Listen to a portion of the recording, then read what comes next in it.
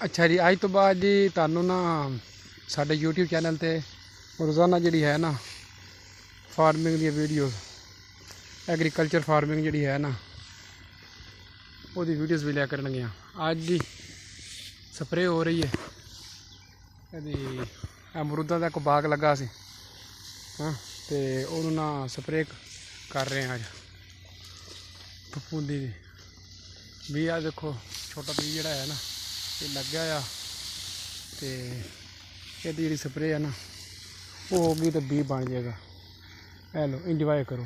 तो साडा चैनल जिन्हें लाइक नहीं किया, लाइक सबसक्राइब शेयर चैनल तो पहले करो। वीडियो वेखनी नहीं वेखनी चैनल तो सबसक्राइब करो ना।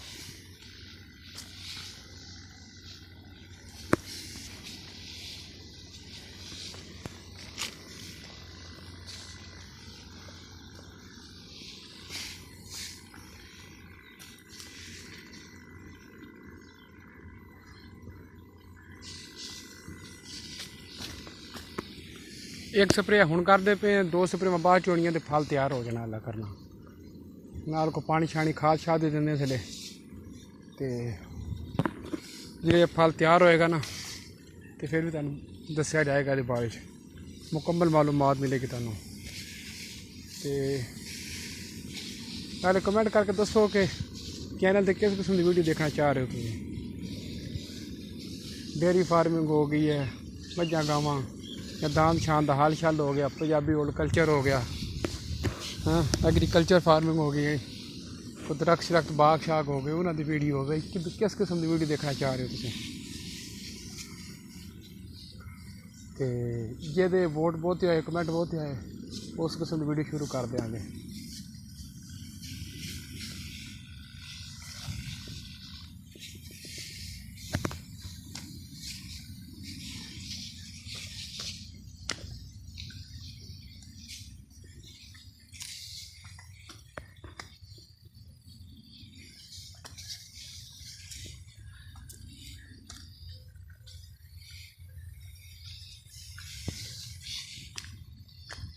बाग माशाल्लाह बड़ा सोहना है, तो अजकल रेट थोड़ा इदा का है। तो उम्मीद है जो फल तैयार होना क्रेट होता अमरूद का ठीक हो जाना। अज तुहानू अमरूद की स्पैशल क्वालिटी एक लाई असी, वो भी दिखाई जाएगी लाल रंग दे। बाहरों तो सेम ही है तकरीबन, तो अंदरों जो है ना वो रेड कलर है, वो भी तुहानू दिखाया जाएगा। नैक्सट वीडियो पूरी एंड तक देखना।